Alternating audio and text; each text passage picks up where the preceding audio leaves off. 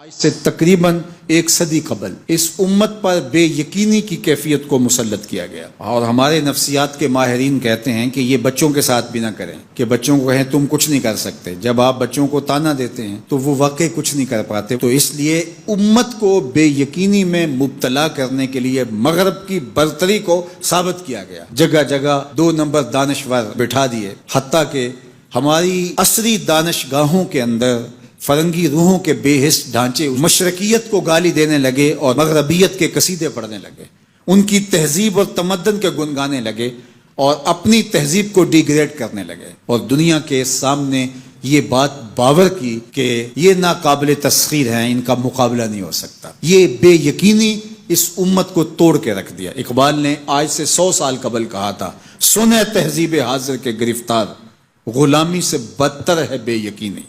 اور اس امت کی نشأت کو، اس امت کی نہضت کو روکا گیا کہ نہیں تم مقابلہ نہیں کر پاؤ گے، اور یہ ماضی کے اندر بھی ہوتا رہا۔ قوم موسیٰ نے کہا تھا ہم تو مقابلہ کر نہیں سکتے، موت سے بدتر زندگی تھی، اور یہ بالکل ہتھیار پھینک چکے تھے۔ پھر حضرت موسیٰ آئے اور ان کو کھڑا کیا، ہمت دلائی، دریائے نیل کے کنارے آئے تو پھر اڑ کے کھڑے ہو گئے۔ چونکہ 12 قبیلے تھے تو کہنے لگے کہ ہم ایک ہی راستے سے نہیں گزریں گے، دشمن پیچھے چڑھا ہوا ہے اور یہ قوم اڑ کے کھڑی ہو گئی ہے دریا نیل کے کنارے کہ نہیں ہم ایک سوراخ سے نہیں گزریں گے، ہمارے قبیلے الگ الگ ہیں، لہٰذا ہمارے لیے الگ الگ راستے بناؤ۔ قومیں جب نکبت میں رسوائی میں چلی جاتی ہیں تو یہی حال ہوتا ہے۔ وہ کسی نے کہا کہ ہم ایران کا ساتھ نہیں دے سکتے، وہ تو شیعہ ہیں، تو میں نے کہا کہ چلو آپ نیتن یاہو کا دے دو، وہ تو سنی ہے۔ اس حالت کے اندر نیل کے کنارے کھڑے ہیں اور اب بھی کہہ رہے ہیں کہ نہیں ہم ایک گلی سے نہیں گزر سکتے۔ 12 رستے بن گئے، 12 رستوں سے 12 قبیلے گزرے، ادھر وہ بالکل دوسرے کنارے کے قریب پہنچ گئے، ادھر ان کا آخری آدمی دریا میں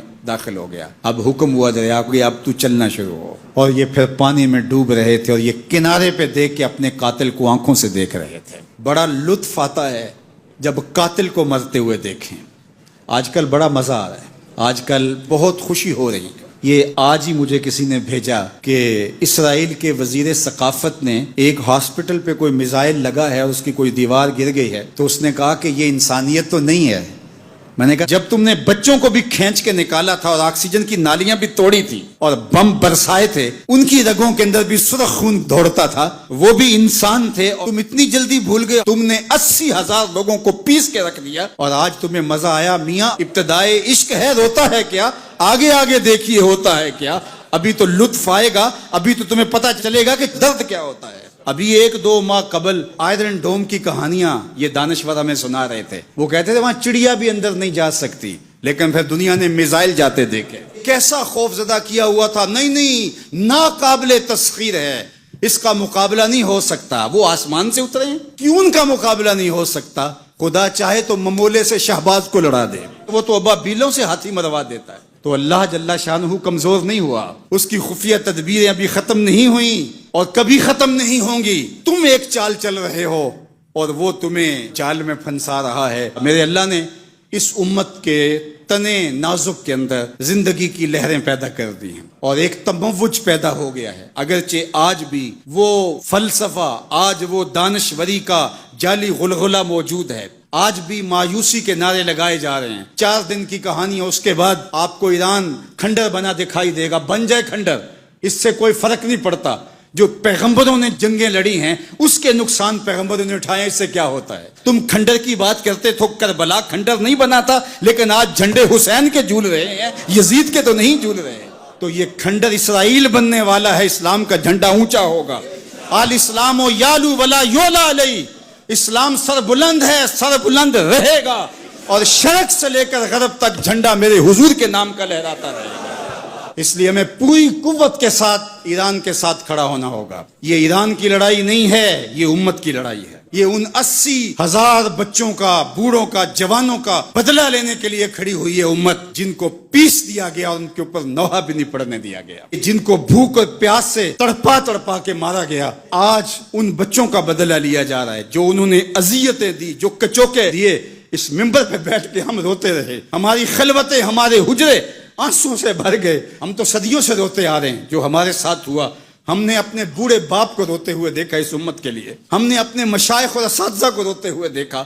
یار یہ وقت ہے، کیوں مایوسی پھیلاتے ہو؟ کتاب ملت بیضا کی پھر شیرازہ بندی ہے کہ شاخ ہاشمی کرنے کو ہے پھر بھرگو ثمر پیدا، نوا پیرا ہوا ہے بلبل کہ ہو تیرے ترنم سے کبوتر کے تنے نازک میں شاہی کا جگر پیدا۔ انشاءاللہ یہ دن گنے جا چکے ہیں، مغرب سے قیادت مشرق کی جانب منتقل ہونے والی ہے۔ آپ چائنا کے صدر کا بیان پڑھیے، بصیرت اور حکمت سے بھرا ہوا وہ بیان تھا جس نے سینہ ٹھنڈا کر دیا۔ دنیا کی نظروں میں سب کچھ ہے، بس ایک آواز اٹھنی ہے اور دنیا کی نئی صف بندی ہوگی اور مغرب سے مشرق کی جانب قیادت منتقل ہو رہی ہے انشاءاللہ، اور وہ وقت دور بھی نہیں ہے کہ انشاءاللہ اسلام کا جھنڈا پوری دنیا کے اوپر لہرائے گا اور مسلمان سر بلند ہوں گے۔ اور یہ بات ہم عرض کرنا چاہتے ہیں، پوری دنیا بھی اسرائیل کو مان لے، پاکستان کبھی تسلیم نہیں کرے گا انشاءاللہ۔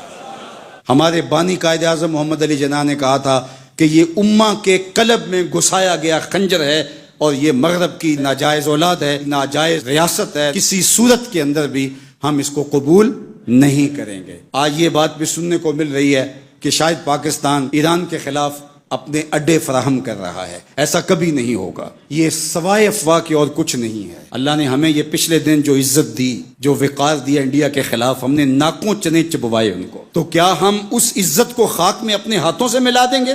ہم اتنے گرے ہوئے ہیں کہ اپنے ہمسائے ملک کے مقابلے کے اندر ہم اڈے فراہم کر دیں گے؟ کیا ہماری غیرت اتنی بھی نہیں ہے؟ کبھی نہیں ہوگا انشاءاللہ۔ ہم ایران کے ساتھ کھڑے ہوں گے، کیسے کھڑے ہوں گے یہ ہمارے عسکری ماہرین کا تجربہ ہے کہ انہوں نے کیسے کھڑے ہونا ہے اور کس طرح ساتھ دینا ہے۔ ہم وہاں سے زخم لگائیں گے، تمہیں پتہ بھی نہیں چلے گا یہ تیر آیا کدھر سے ہے انشاءاللہ۔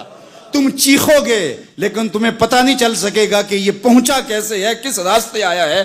انشاءاللہ اب تمہارے رونے چیخنے کا دور شروع ہوا اور انشاءاللہ بیت المقدس ان قریب ایسے مرحلے میں پہنچے گا کہ ہم یہاں کہہ رہے ہوں گے کہ ہم بیت المقدس کے راستے مدینے جا رہے ہیں۔ انشاءاللہ بیت المقدس آزاد ہوگا اور ہم ایسے حج عمرے کریں گے کہ اللہ کے ایک گھر سے احرام باندھیں گے اور دوسرے گھر میں جا کے عمرہ کر کے اور حج کر کے کھولیں گے انشاءاللہ العزیز۔ وہ وقت جلد یا بدیر آنے والا ہے، چونکہ الحق کو یالو ولا یولا الیہ، حق ہی سر بلند ہوگا، جلد یا بدیر اسلام نے ہی غالب آنا ہے اور انشاءاللہ وہ آ کے رہے گا۔